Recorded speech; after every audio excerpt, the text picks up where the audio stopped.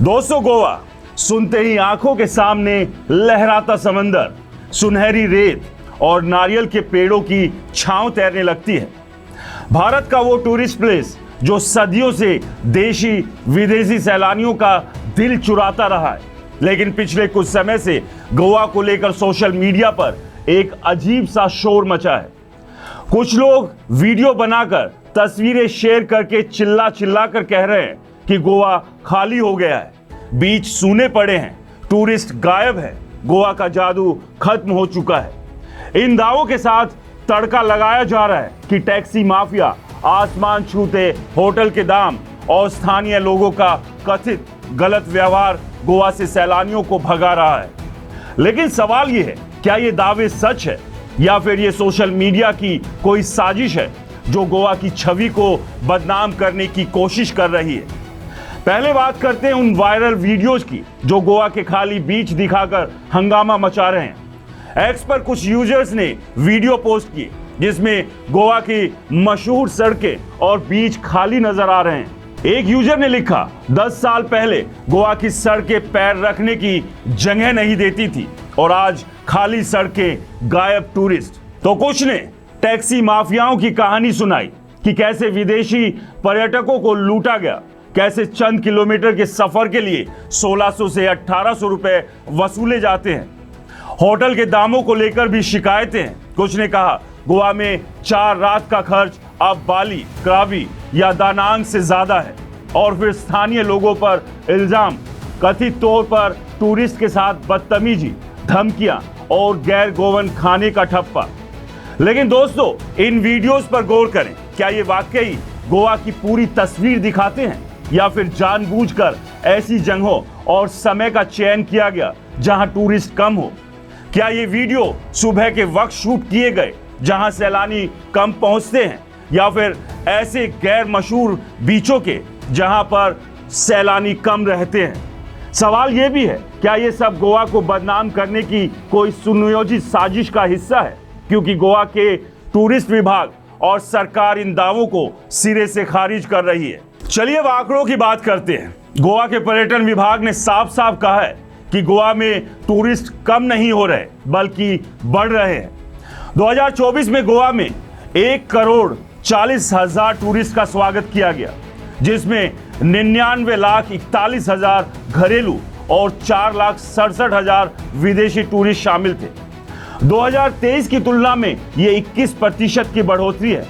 अकेले अक्टूबर से दिसंबर 2024 में 38% से ज्यादा टूरिस्ट आए और दिसंबर में तो 54% का उछाल दर्ज किया गया।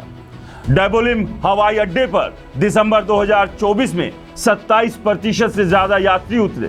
2025 की पहली तिमाही यानी जनवरी से मार्च में गोवा ने 28,51,554 टूरिस्ट को आकर्षित किया, जो 2024 की समान अवधि की तुलना में 10.5% ज्यादा है। ये आंकड़े सिर्फ पर्यटन विभाग के नहीं बल्कि Booking.com, मेक माई ट्रिप्स और ANB जैसे प्लेटफॉर्म और हवाई अड्डों, रेलवे स्टेशन और टैक्सी ऑपरेटर से जुटाए गए हैं। यानी ये कोई हवाई दावे नहीं है बल्कि ठोस डेटा है। विदेशी टूरिस्ट की बात करें तो 2023 में 4,50,000 विदेशी सैलानी आए, जो 2019 के 9 लाख से कम है। लेकिन कोविड के बाद वैश्विक पर्यटन में गिरावट को देखते हुए ये रिकवरी बेहतर है। रूस यूक्रेन युद्ध और मध्य पूर्व में अस्थिरता ने विदेशी पर्यटकों को प्रभावित किया है, लेकिन गोवा ने 2024 में 3% की बढ़ोतरी दर्ज की। अब बात उन शिकायतों की जो सोशल मीडिया पर वायरल हो रही है। टैक्सी माफिया का मुद्दा सबसे ज्यादा चर्चा में है।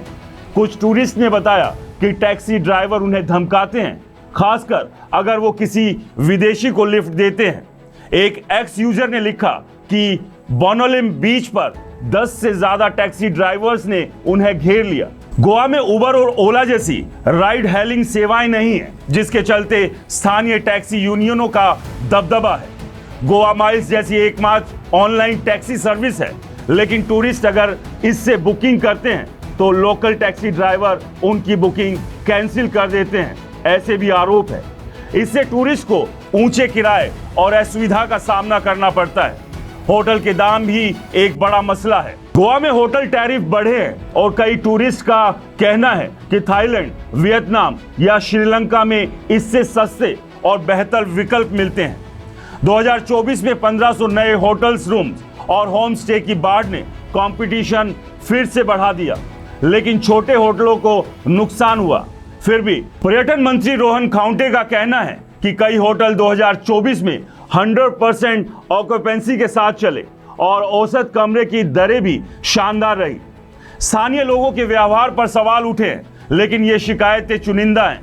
कुछ पर्यटकों ने कहा कि गोवा की आतिथ्य की भावना कम हुई है और अवैध निर्माण, गंदगी और भीड़ ने समुद्र तटों का आकर्षण घटाया है। लेकिन गोवा के पर्यटन विभाग का कहना है कि वो पिंक फोर्स और बीच विजिलेंस ऐप जैसे कदमों से पर्यटकों की सुरक्षा और सफाई सुनिश्चित कर रही है। अब बड़ा सवाल ये, क्या ये सब गोवा को बदनाम करने की साजिश है? गोवा के पर्यटन मंत्री रोहन खाउंटे ने सोशल मीडिया इन्फ्लुएंसर्स पर निशाना साधा है। उन्होंने कहा था कि कुछ लोग पेड टूल किट के तहत गोवा की छवि खराब कर रहे हैं।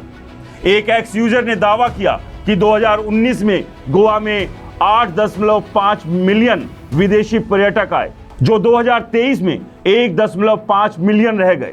लेकिन पर्यटन विभाग ने इसे गलत बताया, क्योंकि गोवा में विदेशी पर्यटकों की संख्या कभी भी 8.5 मिलियन नहीं थी। 2014 से 2019 में अधिकतम 8 लाख थी। विभाग ने इस इन्फ्लुएंसर के खिलाफ पुलिस में शिकायत भी दर्ज की। रोहन खाउंटे ने कहा, कुछ इन्फ्लुएंसर्स फ्री स्टे या लंच के बदले गोवा को बदनाम कर रहे हैं। उन्होंने ये भी पूछा था कि अचानक चाइना इकोनॉमी इंफॉर्मेशन सेंटर से अनवेरिफाइड डेटा कहां से आया। गोवा सरकार का मानना है कि ये नकारात्मक कैंपेन गोवा की छवि को नुकसान पहुंचाने की कोशिश है, खासकर तब जब वो वर्ल्ड ट्रैवल मार्ट जैसे इवेंट्स में गोवा को प्रमोट कर रही थी। दोस्तों, सच ये है कि गोवा की पर्यटन इंडस्ट्री में चुनौतियां हैं। टैक्सी माफिया, महंगे दाम और कुछ जगहों पर गंदगी जैसी समस्याएं हकीकत है। लेकिन इसके आधार पर यह कहना कि गोवा से पर्यटक गायब हो गए सरासर गलत है। गोवा ने 2024 में 1,40,00,000 पर्यटक देखे और 2025 की पहली तिमाही में 10.5% की बढ़ोतरी दर्ज की। सरकार ने गोवा माइल्स और गोवा टैक्सी ऐप जैसी टेक्नोलॉजी सॉल्यूशन शुरू किए। इको टूरिज्म, वेलनेस रिट्रीट्स और आध्यात्मिक सर्किट जैसे नए ऑफरिंग्स के साथ गोवा अपनी छवि और मजबूत कर रहा है। सोशल मीडिया पर कुछ लोग चुनिंदा तस्वीरें और कहानियां शेयर करके गोवा को बदनाम करने की कोशिश कर रहे हैं, लेकिन आंकड़े और हकीकत यही कहते हैं कि गोवा अब भी भारत का सबसे पसंदीदा पर्यटक स्थल है। हाँ, सुधार की गुंजाइश है। टैक्सी सिस्टम को और पारदर्शी करना होगा, बीच की सफाई पर ध्यान देना होगा और टूरिस्ट के साथ आतिथ्य की भावना को और मजबूत करना होगा। लेकिन गोवा को खाली बताने वाले ये वीडियो ये हकीकत से ज्यादा सनसनीखेज है। तो दोस्तों, अगली बार गोवा जाने का प्लान बनाएं, लेकिन सावधानी बरतें। गोवा माइल्स जैसी ऐप्स का इस्तेमाल करें और अगर कोई टैक्सी ड्राइवर ज्यादा किराया मांगे तो उसकी शिकायत करें। गोवा अब भी वही जादू बिखेरे है, बशर्त आप सही जगह सही समय पर हो। क्या गोवा वाकई खाली हो गया है या ये सिर्फ सोशल मीडिया का शोर है? कमेंट में जरूर बताएं। और दोस्तों, राष्ट्र टीवी को अगर आपने सब्सक्राइब नहीं किया है तो चैनल को सब्सक्राइब करना ना भूलें। नमस्कार।